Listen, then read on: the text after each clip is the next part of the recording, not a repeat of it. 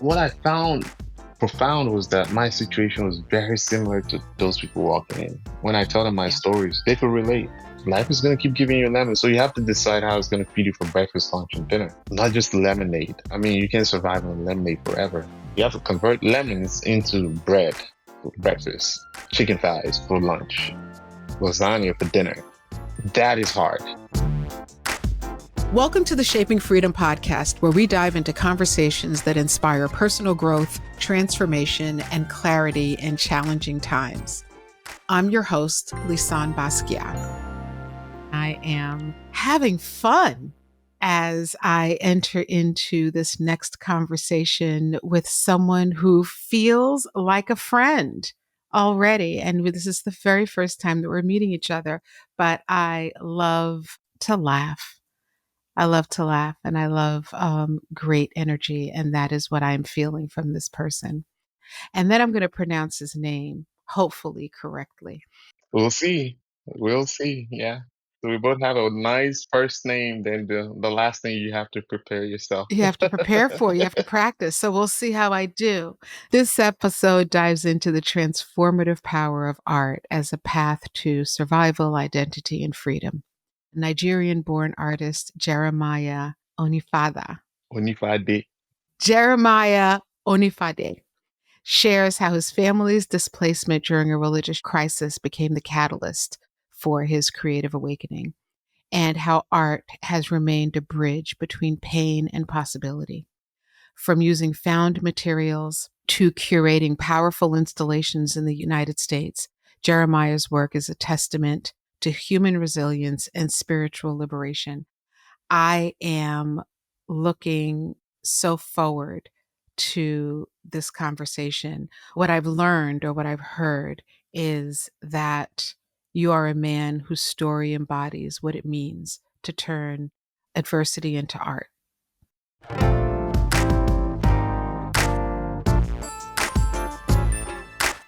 I always have my way with pronouncing that last name. It's so My luxurious name and or unique. yours? Yeah. No, I yours. want to Just hear. like I want to hear Basquiat. how you pronounce my name, Jeremiah. So I used to think it was Basquiat because it's wonderful saying it that way. It's just so foreign. But when I learned it was Basquiat, then I was like, both ways I like it, but that's just how I've learned to say it. So how do you say it? Which way do you like more? How I are you wouldn't saying lie, it? Basquiat is what I like. I don't like how you pronounce your name. Let me tell you, I'm going to pronounce it the way It's I just, want to. it's like, um, who's your favorite artist? Basquiat. So that's for the school of art. That's for the arts when you say Basquiat. But when you're with your friends that don't know about art, and then they're like, whose artwork did you see this weekend? Oh, I went to someone's collection and I saw Basquiat. They're like, oh. So yeah, Jeremiah, okay, wait a minute. So we didn't say Basquiat for art folks. Like literally, we're Haitian. It's Basquiat.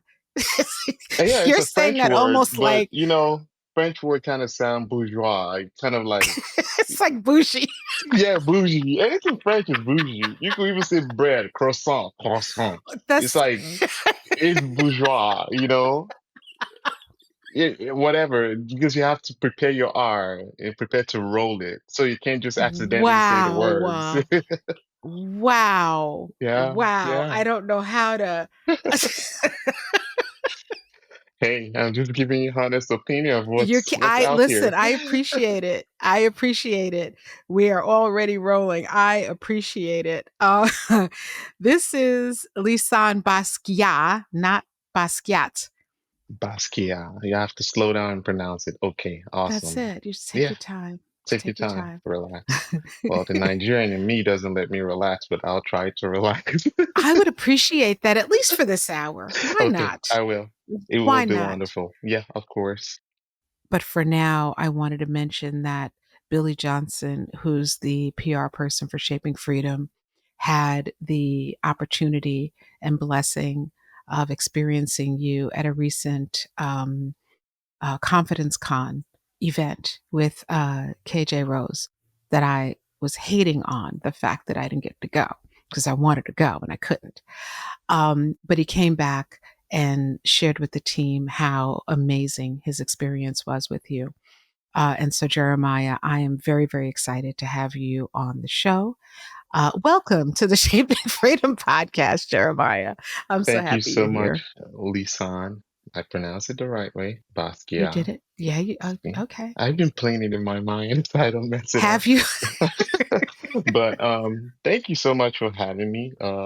Thanks for bringing me onto your wonderful platform. I've heard You're about your welcome. platform way before I met you because, of course, most artists know about Basquiat, and we try to dig in as much as possible. Hey, what was he eating when he was alive? Who was he around when he was alive? Did this make him paint this way? So it's just kind of dreamlike and surreal when Billy, well, my wonderful friend Nicole said, and she's the Sor, and there's another Haitian name. I don't know how to pronounce her agency name properly, but she introduced me to Billy and said, "Oh, Billy works with Lisane Basquiat." I said, "That name sounds familiar." So part of my art history, that's where your name sits. It's like when I'm thinking of when you're in the studio and you're referencing um materials to work on and you're going to Caravaggio, Velasquez, Titian. Oh, let me put a little bit of pop art in there. But of course, you just don't go into the work. You're looking at the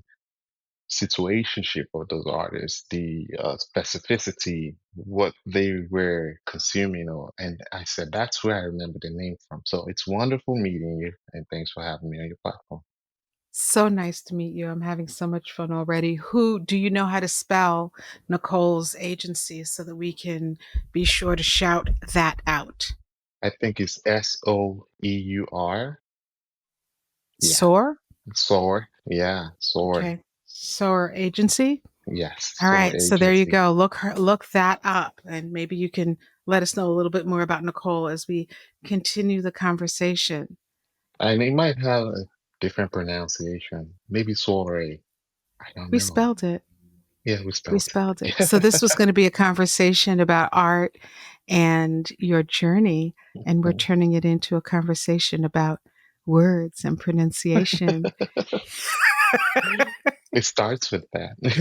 That's right. That's Yep. right. Yep. Um, so I understand that you have an origin story that takes you from Nigeria and your family leaving.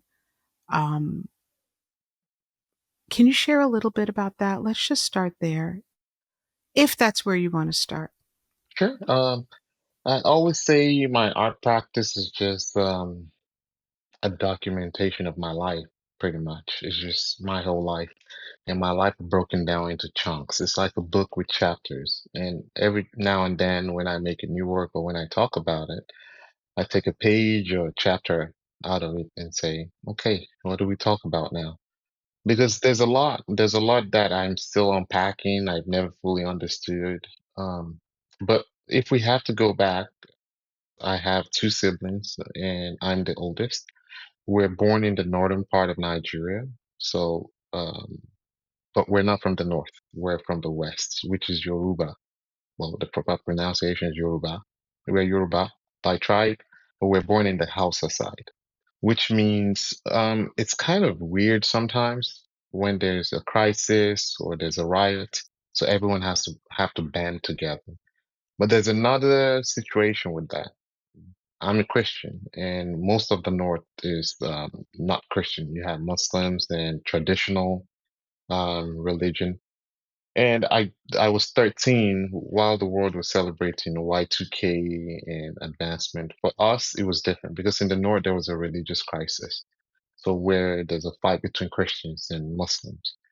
And the first thing in my mind as I unpack all this, how do people go around looking for, are you Christian or Muslim? So it was that detailed where they stand in the middle of the road and they try to figure out if you're Christian or Muslim. But what was most impactful for me was just, looking outside during the riot and seeing folks that I thought were my neighbors or who were my neighbors killing each other, literally at 13 watching killing going on. And that single situation, and it was in March of 2000. That single situation changed everything. We're from the middle class. My dad is an engineer, and my mom taught Yoruba language in secondary school, the same secondary school I went to, which is high school here. And everything switched. So we lost everything right in that moment. For the fear of losing us, my mom suggested that myself and my siblings and her go to the military barracks because she worked at a military school. We go stay with a friend there. And while my dad stayed home because they were burning houses. So my dad decided to stay home. Even till now, I never thought, what must it have been like for him to stay home? So we stayed back and I never saw our house, until we moved. So the decision was made right then and there for us to move. And all we moved with was just, our clothes and nothing else because we couldn't move any of our property. We just left it there. It was unsafe to go back to. And one striking issue for me is how quickly your life can switch. You go from a typical household, not very rich, but middle class. You can afford food. My mom had a kiosk outside, which is one of the artworks I've made.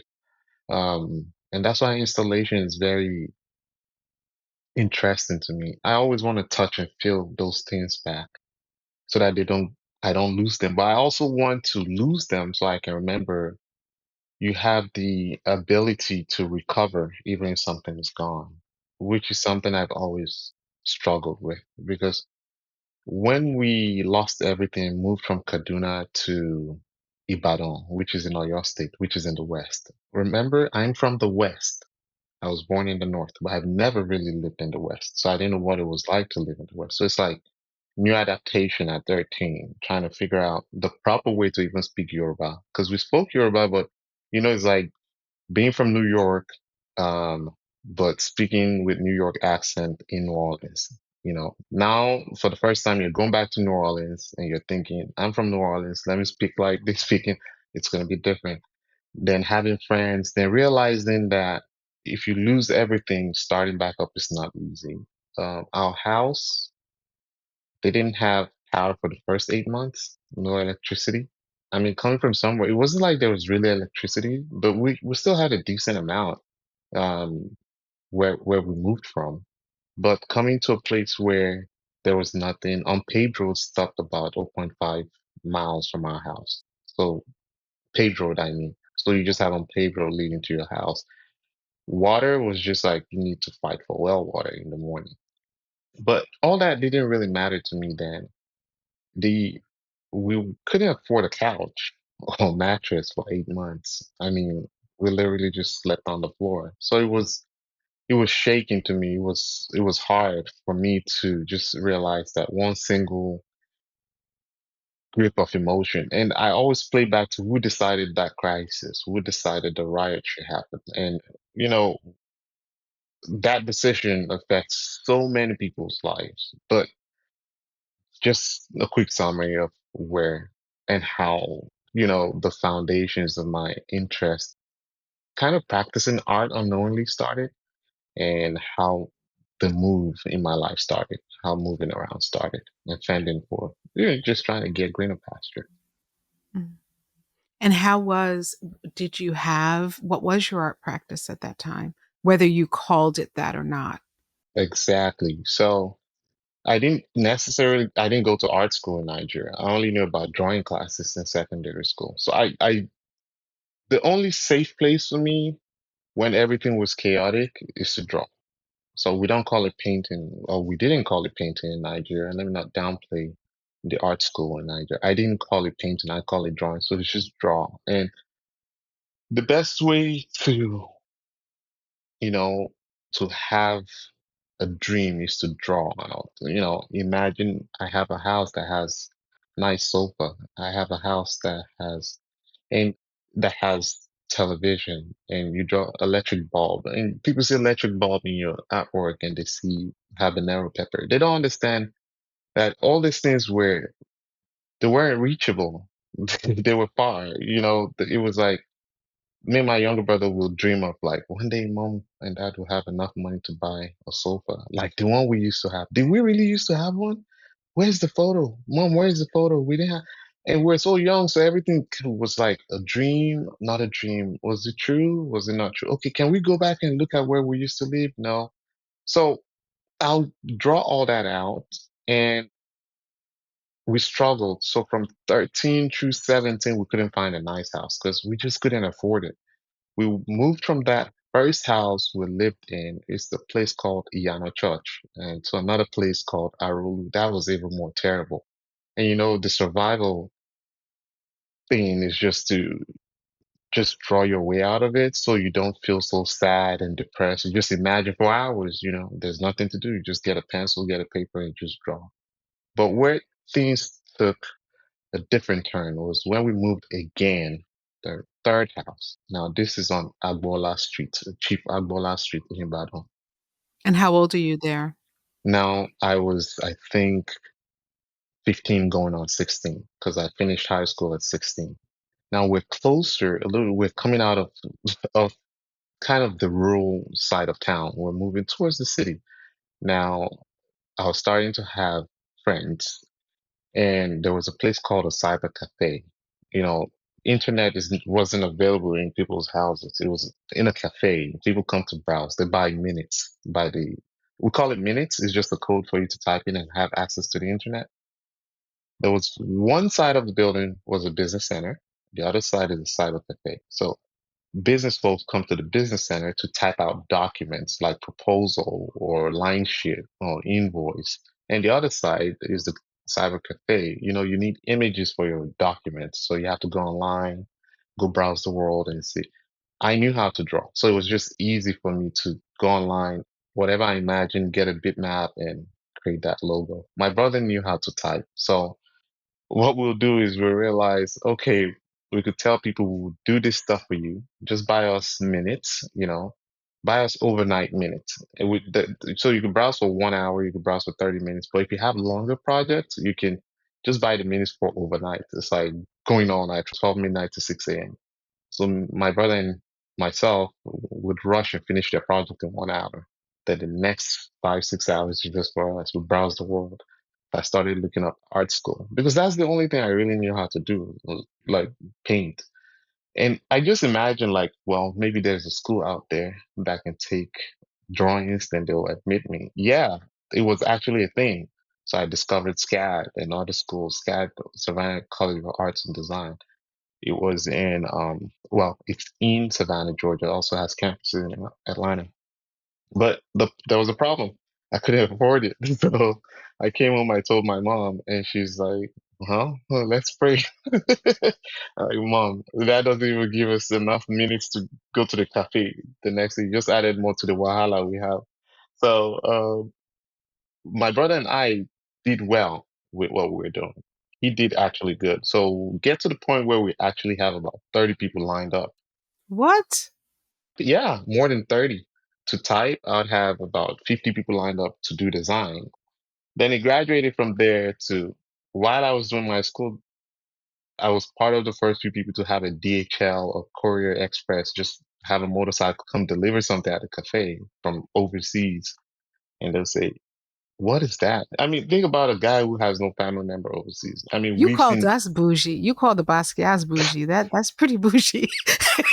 that's You- survival. You're like That's called 15 hustling. and you have the Yeah. DHL motorcycle coming to Yeah. pick up your I wares mean, for your business. That's yeah, and we didn't even know it was a business. that's a We big just deal. knew mom's salary got paid once a month. And me and my wife always joke about this. My brother and myself are always in line to collect a salary for our next project. So we just like, Mom, I asked first. I asked first. So it's that. And the thing is, once one of us spends it on a project we have, and the project we both had was to travel overseas. We had no other project. We're looking for, I mean, when I was 15, the first place I applied to was University of West Indies. And that's a different story because I got admissions to it. We crowdfunded. My mom funded all her salary and everything was 70,000 naira. And um, I got on a bus from Nigeria to Senegal. That's where my money finished. I was trying to get to West Indies, you know. because I Wow. heard you could go to Senegal and from Senegal go to Cape Verde and get on a plane. But you know, when the money finished, I was working a cyber cafe. But that's a different story for another day in Senegal. But I didn't think of it as a business. I just knew art for me, drawing was just survival instinct. Do you need something made? And my brother and I will stack up all this money and slowly, we'll make 20,000 naira, 30,000 naira. We'll save it up. We'll help our mom with what we could help her. And, we're like, okay, I guess it's time. Let's see if we can really afford to pay the application fee for this school, which is $50. And for you to pay it, you have to look for someone who you can pay the money to, and they pay with credit card overseas. Right, So right. from going from not being able to afford food, I was able to save up $50, then pay the application fee to SCAD. And SCAD said, okay, your admission is accepted. Pay tuition. Now, this was in 2006. I couldn't afford the tuition, so I had the admission rescheduled for the next year. So let's defer it. Then I was browsing on their website and I saw you could send your portfolio in. And I came up with some drawings, a bunch of them, saved up for DHL and mailed it to Savannah. And they gave me a partial scholarship. So Oh, wow. I didn't know it was a partial scholarship. I thought I had full scholarship. Now you have to understand, getting a visa to the US from Nigeria is a whole different celebration. That's in one of the series of my work, A Night of Good News. Because it's a whole celebration. It's like a whole party. So, and you need to have family members here. So going from someone who has nobody, not knowing what the country's like to get an admission, it was a big deal.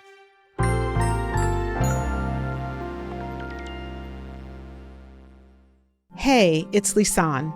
I created Protect Your Peace, a boundaries and accountability workshop, because I know what it's like to feel stretched too thin and how it feels when you're saying yes to everyone else, but feel like you're disappearing in the process. This workshop is your invitation to pause and to come back to you. In just 2 hours, you'll learn how to set boundaries that reflect your values, protect your energy, and strengthen your voice unapologetically. You'll also learn how to hold yourself accountable in a way that builds self-trust and momentum, not burnout. This is the kind of space I wish I had when I was deep in the cycle of over-responsibility and simply just doing too much. So I created it for you. Join me for Protect Your Peace, live or on demand, and walk away with tools you can use immediately to get back in alignment. Click the link in the show notes to register. You deserve to protect your peace and your power.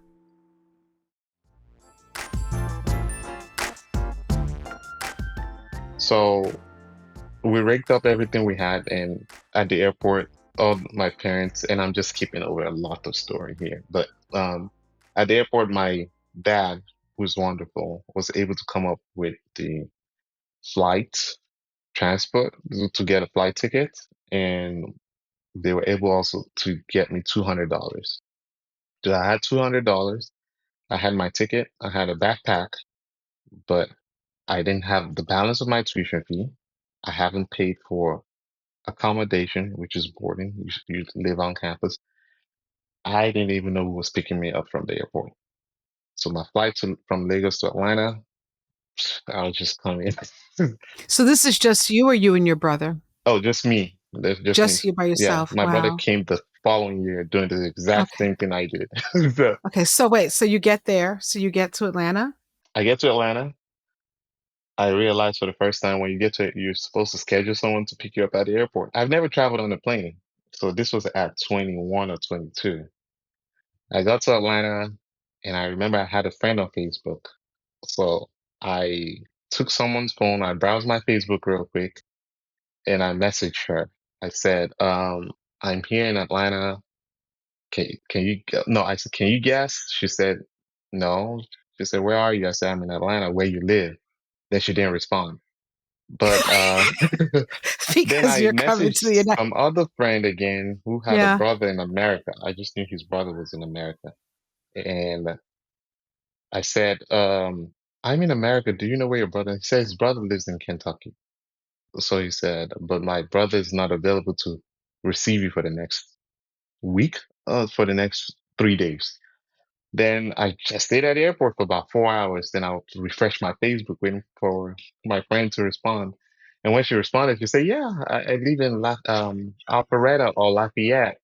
And I said, could you please let me sleep in your house for 2 or 3 days? And she said, yeah. Then she came to pick me up. From there, I also messaged my friend in Nigeria about the person in Kentucky, and they put me on a Greyhound bus after 3 days all the way to Kentucky. I got to Kentucky and he said, so what's your next plan? I said, I'm going to school. He said, school doesn't start for 2 weeks, but I go to work and just stay here. So I was there, just hanging out. After 2 weeks, still with 200 bucks. Well, 200 was now 140 because I've been spending on Greyhound and trying to eat. When I finally came on campus mid-June, 20, mid-June of that summer, I went to the admin office with my suitcase, my backpack, and $120 left. And they said, first you need to pay the admission fee, not the admission fee. I think it's a deposit fee. It's $500 and you need to pay a deposit on the hostel so you can have a place to board and your balance on your tuition. I said, no, I have a scholarship. They said the tuition is $40,000. Your scholarship is 20,000. You owe 20. I said, you know what? I have $120. You guys take it and I'll come back with the rest. I was tired. So they just processed me and said, we give you 2 weeks to come up with it. So they gave me, I think I was in Oglethorpe House. So they let me stay in that dorm. I didn't, why would I even give them the entire $120, right? So I gave them the entire $120. Now I had to go from the admissions building to the boarding room, dragging my suitcase. It was about 2 miles. My roommate was a guy from, I think, Illinois.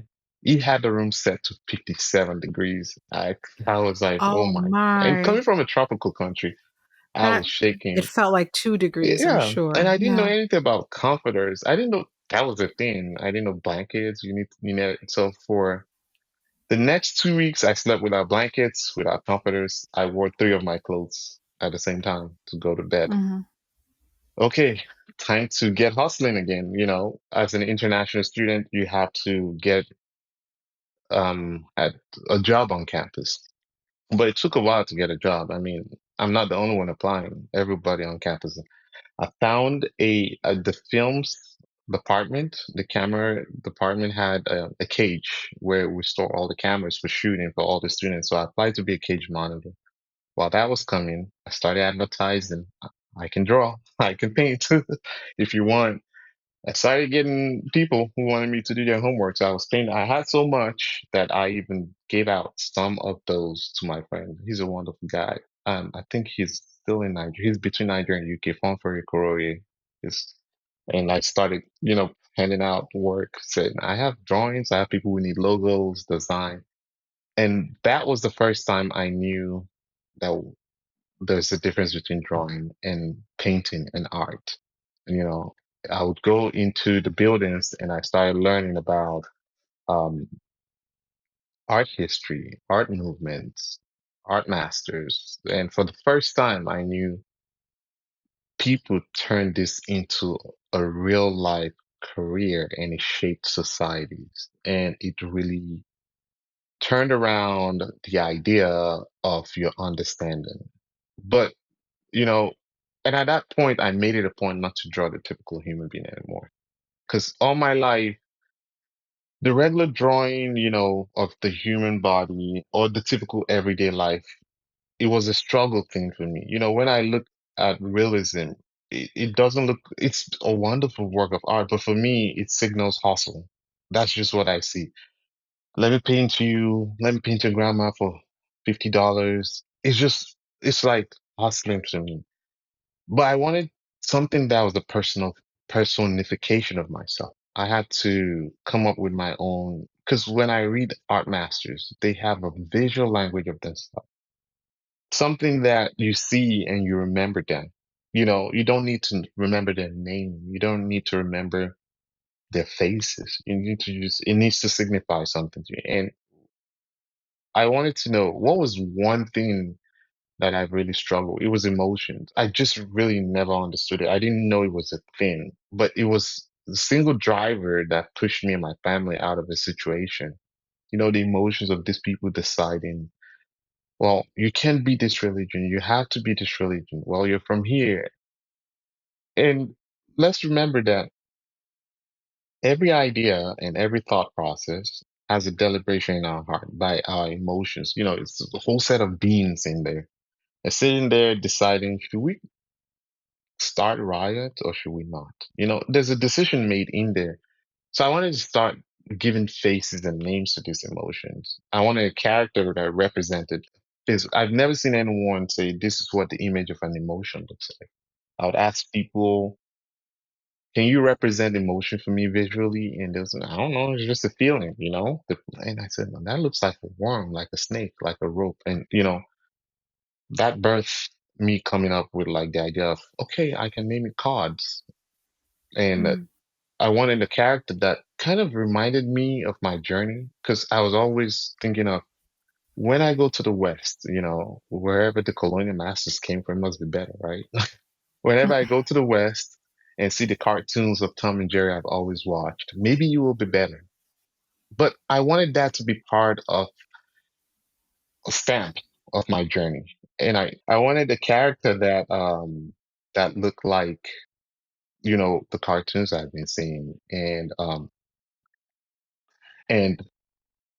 just as a stamp that references kind of a visual map. You know, when people see it, they think it's a cartoon, but it's just a remembrance that you wanted this lifestyle that you saw growing up and you chased after it. So that's where cartoon came in from. It's a colonial and pre-colonial ideology for me. You know, it's like now I'm thinking of why was our society like that? Why was Nigeria like that? Oh, go read Nigerian history. Where did Nigeria come from? Oh, there was colonization before then. Oh, what did colonial territories look like? Oh, there's a place called Britain. There's a place called Sweden. Oh, what are they doing over there? And you see cartoons, and I'm like, okay, these characters I've been watching are from over there, and I stole, I borrowed from those characters, and I'm like, okay, that's going to be one aspect of this emotion I'm trying to draw because I want it to be a timestamp. I want it to be a visual lexicon for myself of like, I remember that this character was driven by migration to be born.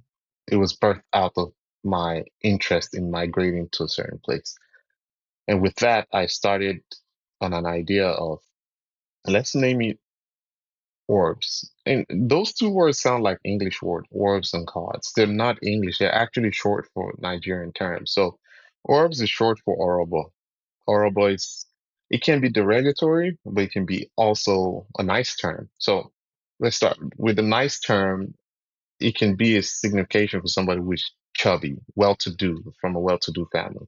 So your friend is horrible, your friend is chubby and nice and well-to-do, you know, they have it good.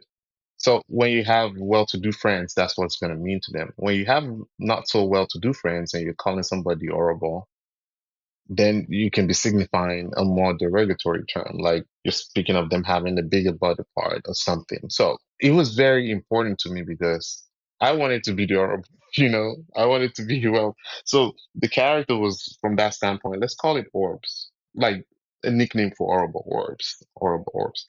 And cards is more intricate because in Nigeria, if you don't have money to buy fish or meat or chicken, you can buy something called stockfish. It's dried fish. And dry, you might have seen it before. This is stockfish, bonga fish, dried. But I wanted the origins of dried fish. And how did it come about into Nigeria? It was codfish, right? That the Norwegians brought to Nigeria during the Civil War, the Biafran Civil War. They would dry it and find a way to get it to the Igbo people suffering during the Civil War because the Nigerian government had starved them then. the first way of winning a war is cutting out supplies to food and shelter and everything. So they had all that cut off to them, but the Norwegians kind of wanted them to survive. And let me not say the Norwegians, but someone from Norway, maybe a body or an NGO.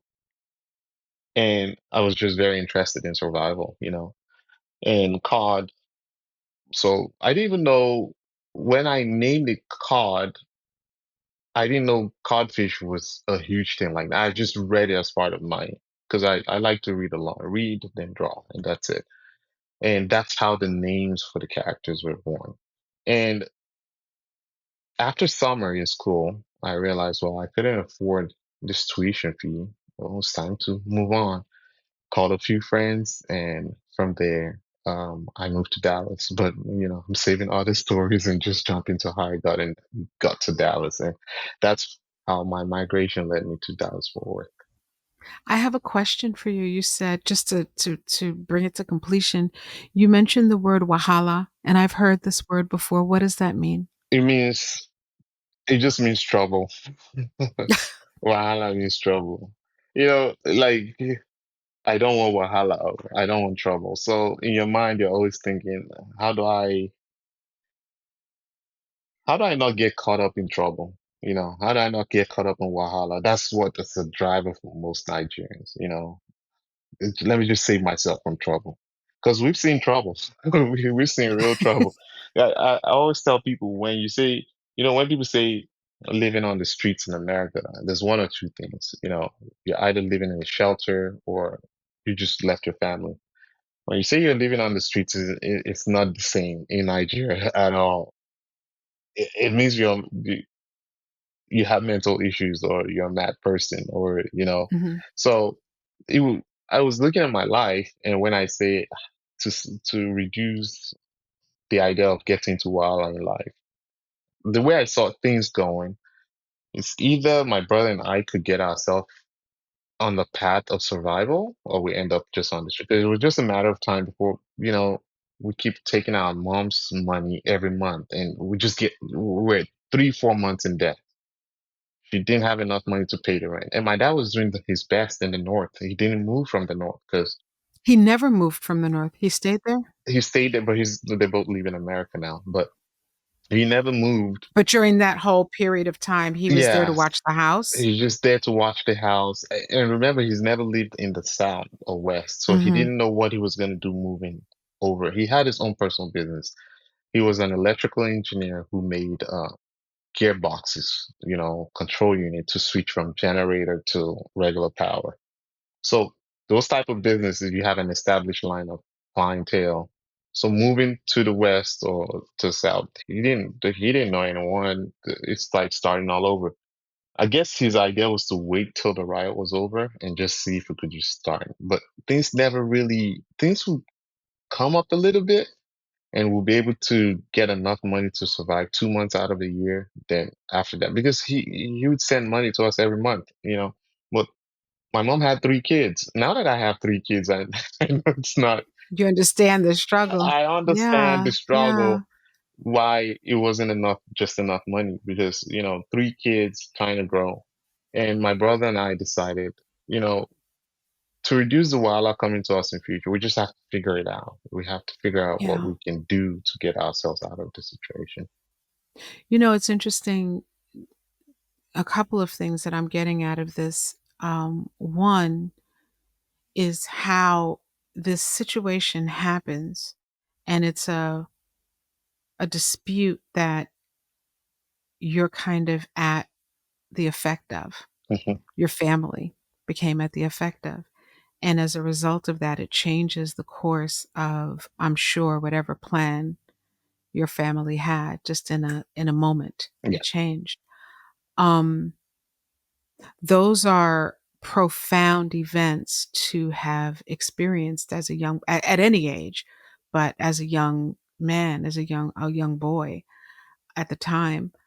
How did those experiences inform, do you think, the man that you are today?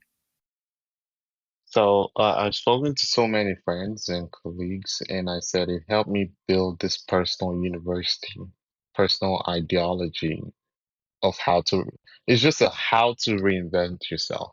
Or, well, I didn't have anything before, so there's no reinvention. How to create what you would like to see.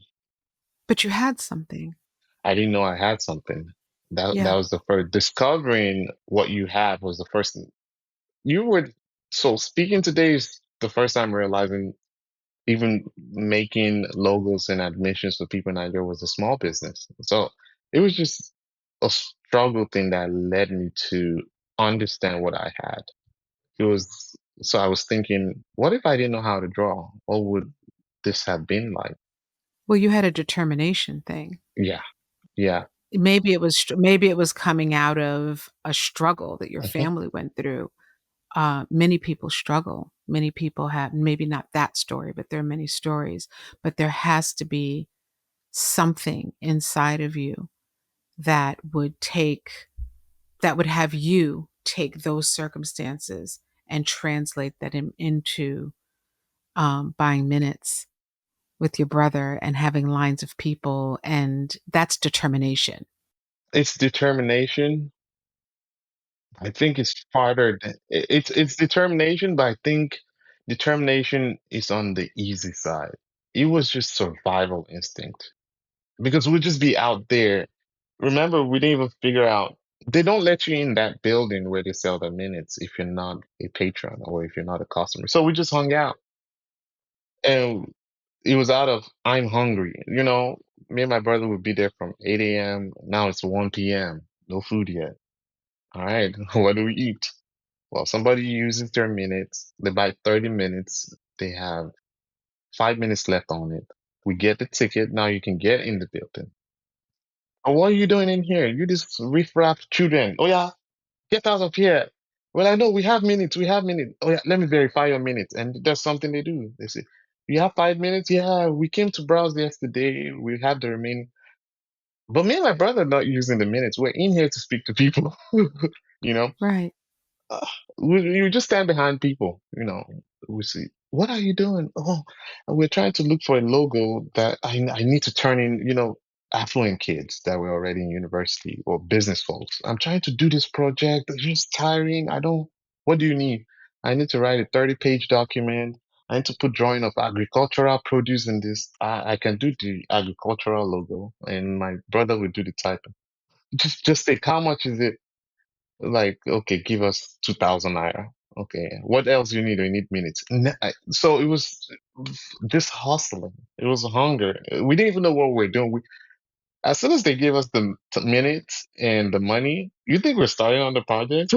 No, we let them leave the building. We're going to somewhere called Bishop Arts Academy. It's a junction. We go eat Hmm. jollof rice. That's the first.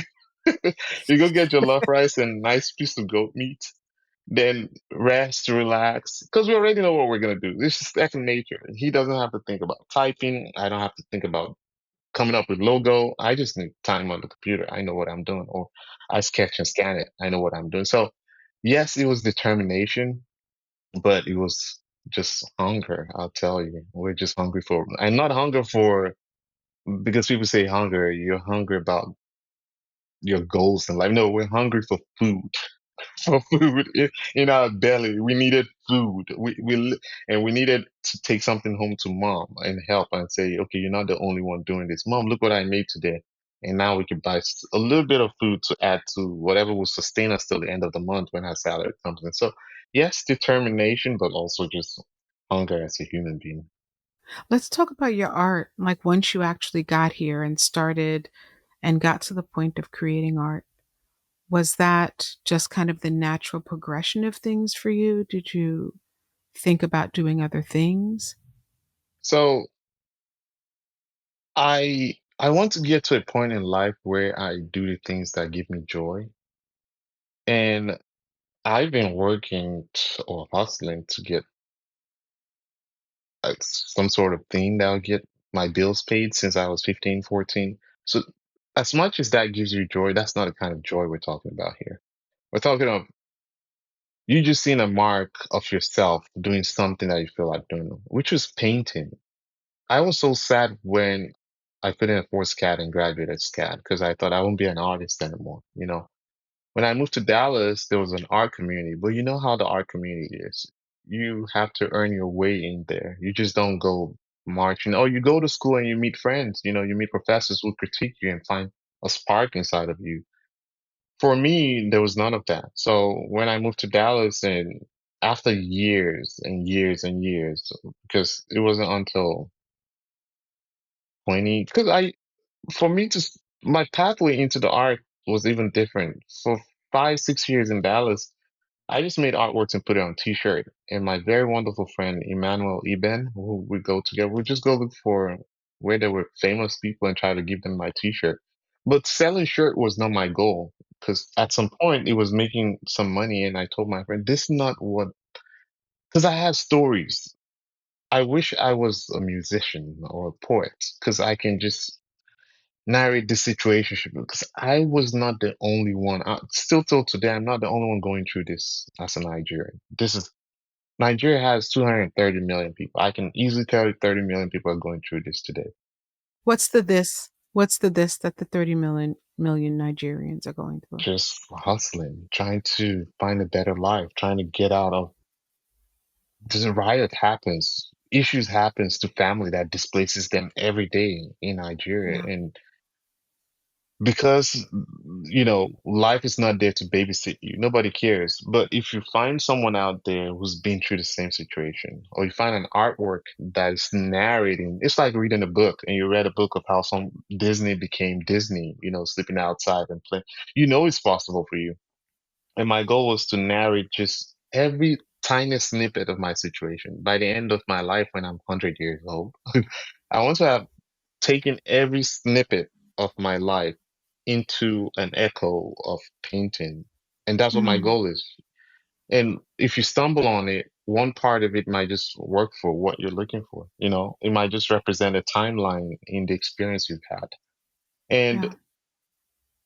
me stumbling on that was my goal. That was what I was looking for in the career. And when I finally told my friend I'm not doing t-shirts anymore, that was in 2017 or 18. I want to figure out how to be an artist, a real artist. And, started applying to grants because I did my own show, just reached out to some lady here in Dallas, Amber LaFrance, and said, I want to do a show. I want to build it. I want to rent it. I want to put my artwork out there. Wonderful people came. It was just out of that sheer hustle. And, I'm not someone who was born here, and I didn't grow up here. I didn't even graduate art school. I ended up graduating in engineering and not art. So it Mm, wasn't like I had friends in the art who said, this is how to set up a gallery show, or this is how to approach it. I didn't even know there was a method to approaching gallery. I had to learn that. There was a method to speaking to curators. There's a whole way the art institution works, I had to learn that myself. One thing I love myself about is that if I'm interested in it, I'll sit up all night and just read about it. So we did the first show and people noticed, that's what I love America for. People will notice what you have. They come. Then in 2020, during the pandemic, I applied for a grant with the city of Dallas and they gave us this grant. Right before the pandemic kicked in, I had planned to convert a house in in Bonton, it's here in Dallas, into an installation. Just have it work, and it's going to be open for 96 hours straight. It's not on this, so it's on the gentrified side of town. So kids who have never been to museum galleries can walk into this building and see what an artwork looks like. That was just my goal because of the pandemic, everybody's show was getting shut down. I mean, this is my first time applying for permit. I didn't even know I was a contractor for the city at that point. So they're like, "Okay, as a contractor, your show might get shut down." And I mean, think about it. I spent everything. Our show was one of the only few that wasn't shut down. We're able to do the show, and I was happy because at 2 a.m. I had to get a security guard. 2 a.m. people would walk in. People who work odd hours who don't know what gallery or art is. They'll walk in. But what I found profound was that my situation was very similar to those people walking in. When I tell them my yeah. stories, they could relate. Some people would tell you, I moved here from Katrina. You wouldn't believe this is what we used to live like in in New Orleans after her. I said, are you serious? They'll show me pictures of their houses, What do you do now? I've been in and out of jail 4 times. What do you think I can do? You know? And I was happy because the other side of life, if you've not seen it, it's, it's, you can't imagine it. I'm sorry. And for those on that side, if they don't have a mirror, a touchable, I don't know how to explain it. If you don't have somebody you can meet that says, I have been through that situation, what you're talking about, and this is what I did to get out of it, then it probably won't work. Because I still have friends in Nigeria whom we were in that same situation and, they're still struggling. So Yeah. me putting up that show was, it was for me to put in a community where people can see that there's a pathway out. And since then, been getting show here and there and but the goal for my practice, it's not just show. And that's why cutting the boat for confidence con was important. Life is spontaneous. It's very spontaneous. And the ability to take whatever it throws at me, at you, and convert it into not just lemonade, because lemonade is just, I mean, you can't survive on lemonade forever. Life is going to keep giving you lemon. So you have to decide how it's going to feed you for breakfast, lunch, and dinner. So you have to convert lemons into bread for breakfast, chicken thighs for lunch, lasagna for dinner. That is hard. That is complex. But for me, I won't say that is hard because it's just been a lifestyle. It's been a marker, and that's what my practice is all about. It's about just taking one side of my life, converting it into what I see daily. They come back to me in flashes of dreams. So, you see beautiful colors in your dream of what you were hoping for. But again, you see a house burning and you see people trying to run out of it with their box TV. That's the only thing they can get out of there, or the mattress. And that's what you just want to paint that day.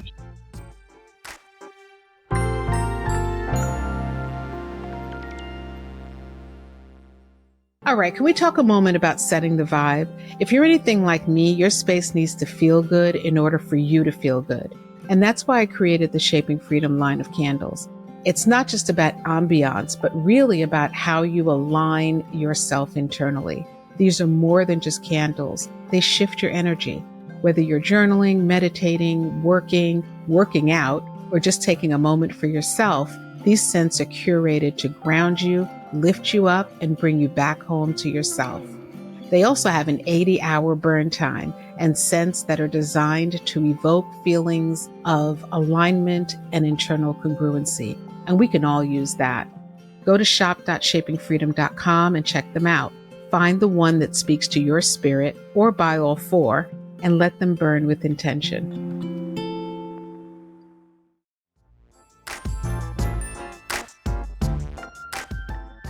Let's talk about that boat project because, again, when Billy came back to the team to talk about it, it seemed to be such a profound experience that I hope to be able to witness at some point.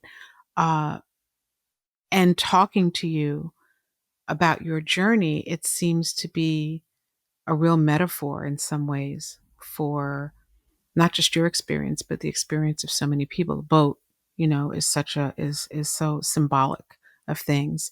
What inspired the idea, and can you give us kind of a high level, not getting into all the Of course. details, but just a little bit about what is the boat project So, and why is it important? as a Yoruba Nigerian, there's always this corner of your mind that tells you everything you do has to be important. So there's a parable that says Owele Shinro.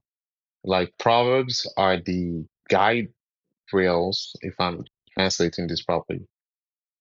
Proverbs are the guide rails of the words you choose to speak.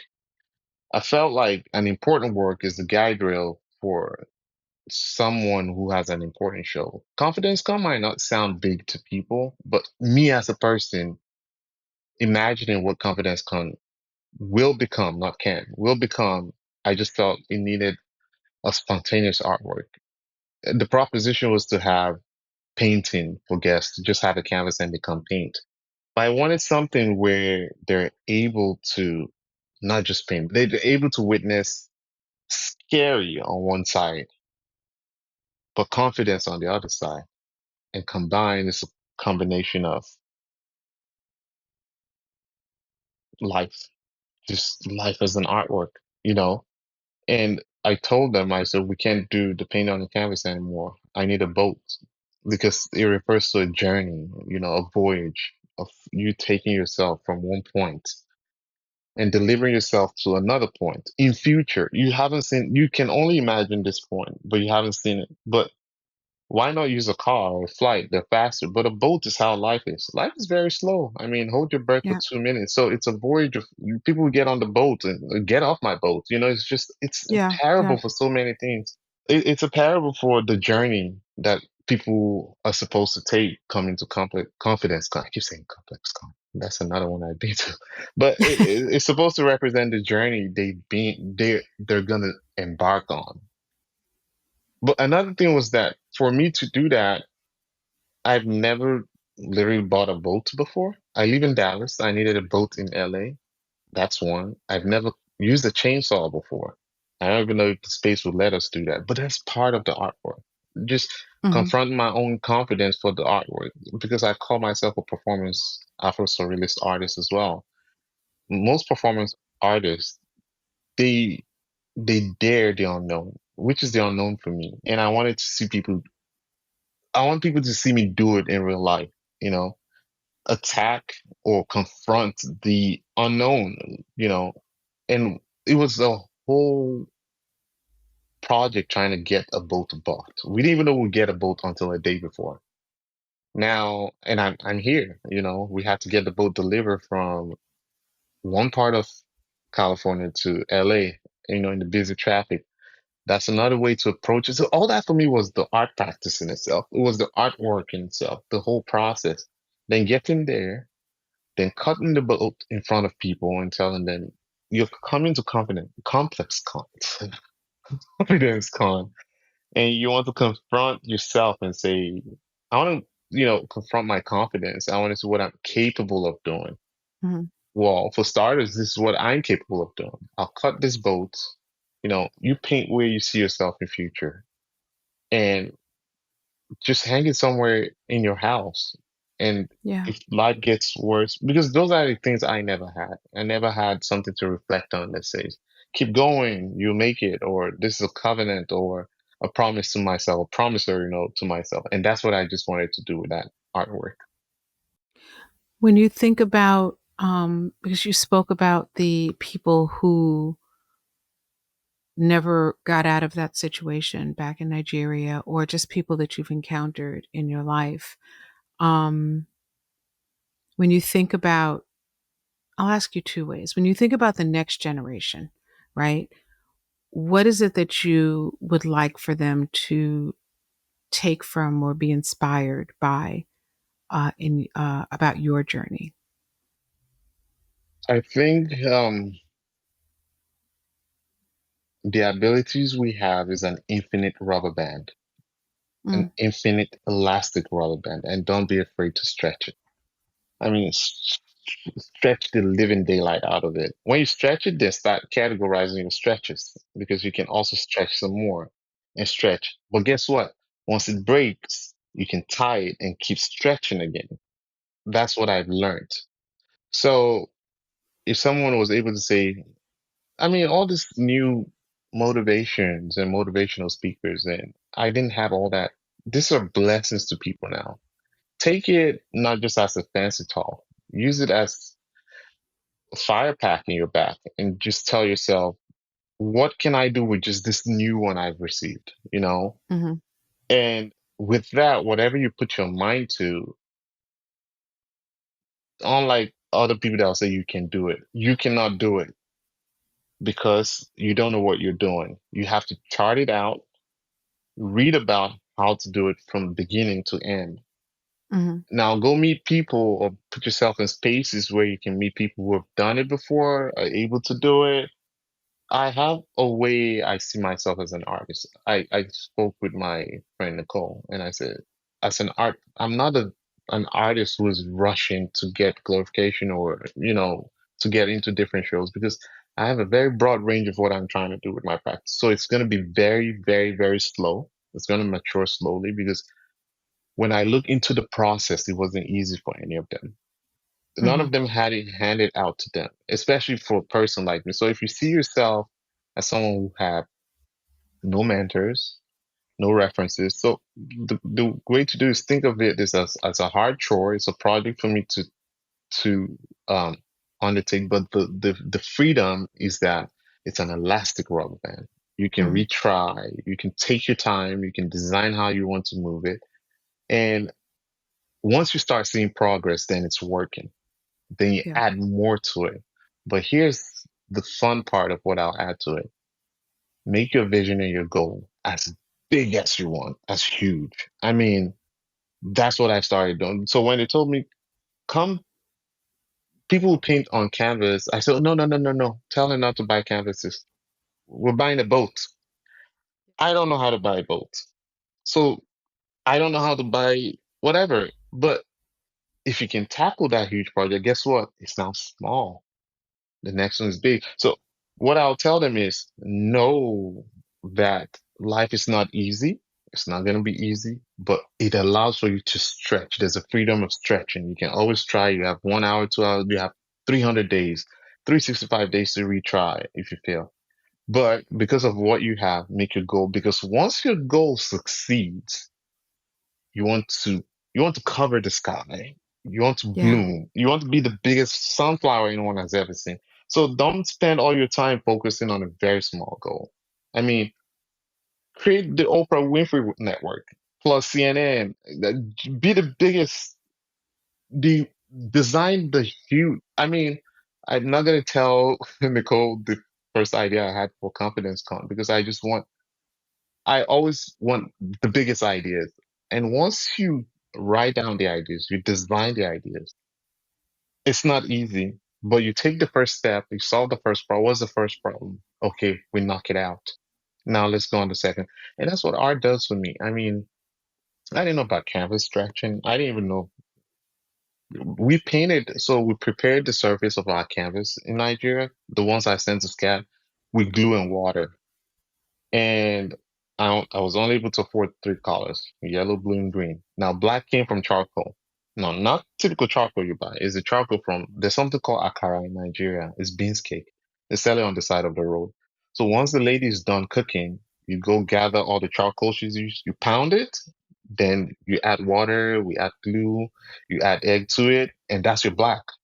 You want it lighter, you go to house painters once they're done painting the house, you take a look, and that's the first step. And that's how I got my paintings ready for SCAD. So it's like you, again, life just allows you freedom to stretch. You try. You honestly, it's a situationship. That's what I'll tell some people. It's a situation. Yeah.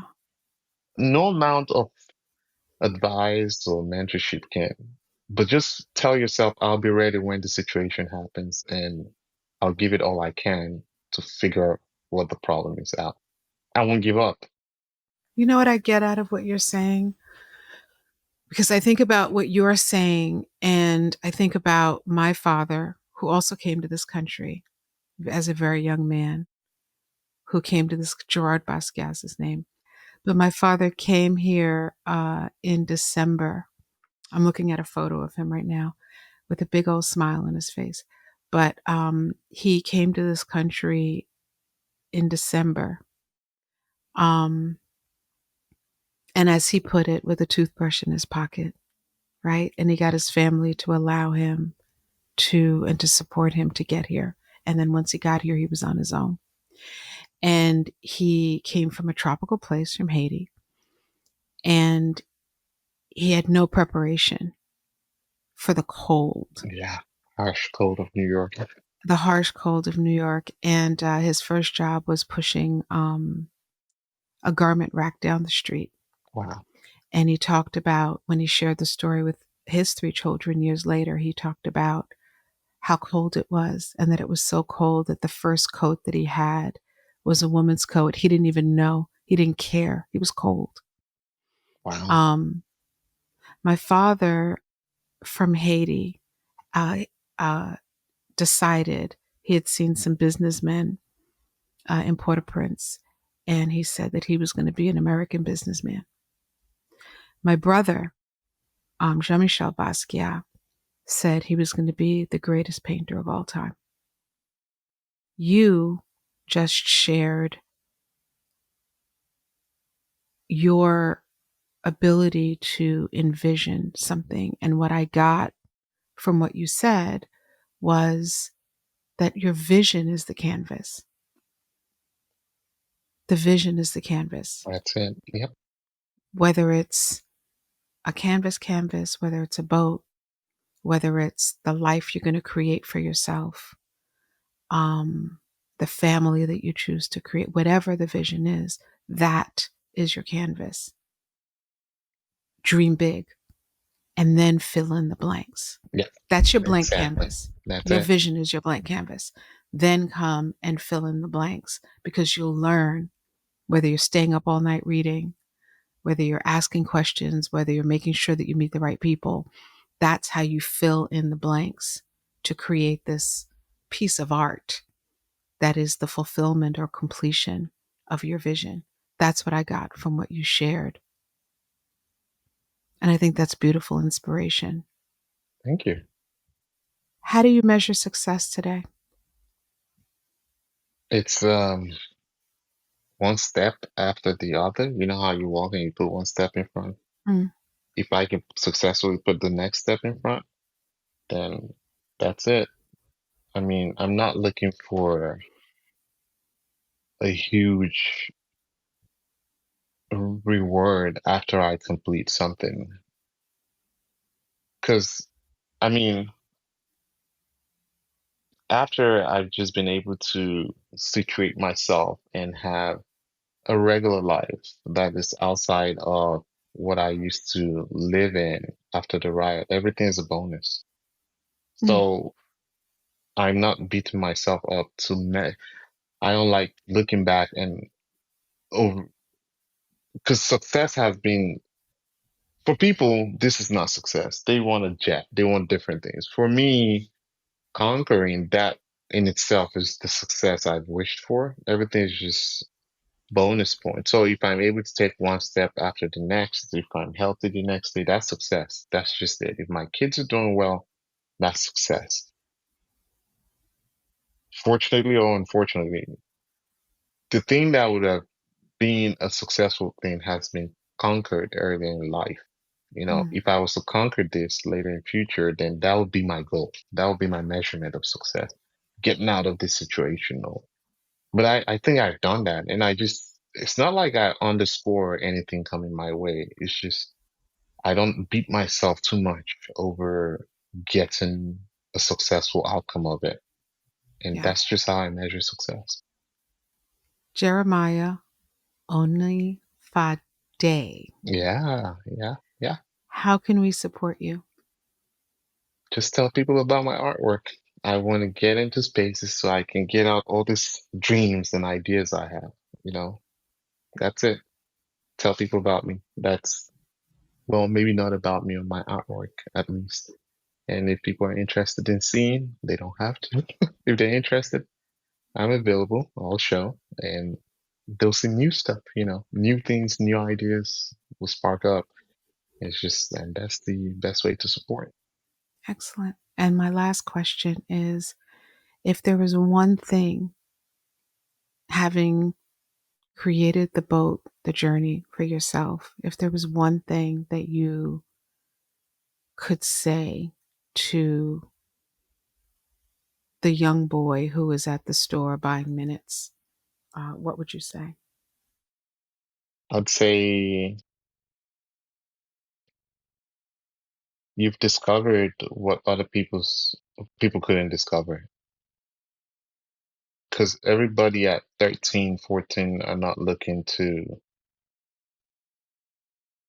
create entrepreneurship. They're looking to be in the comfort of their house, eating dinner that mom has made. So if you find yourself in that situation, congratulations. You've You've been able to find something people don't want to do, won't be able to find, and it's going to give you the tenacity. It's going to give you the strength to face life in itself. Thank you.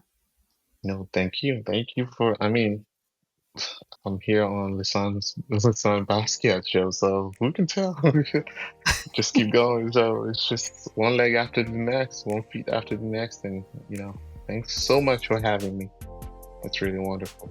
You're welcome. This has been an incredible conversation. I appreciate it so much. Thank you. Thank you.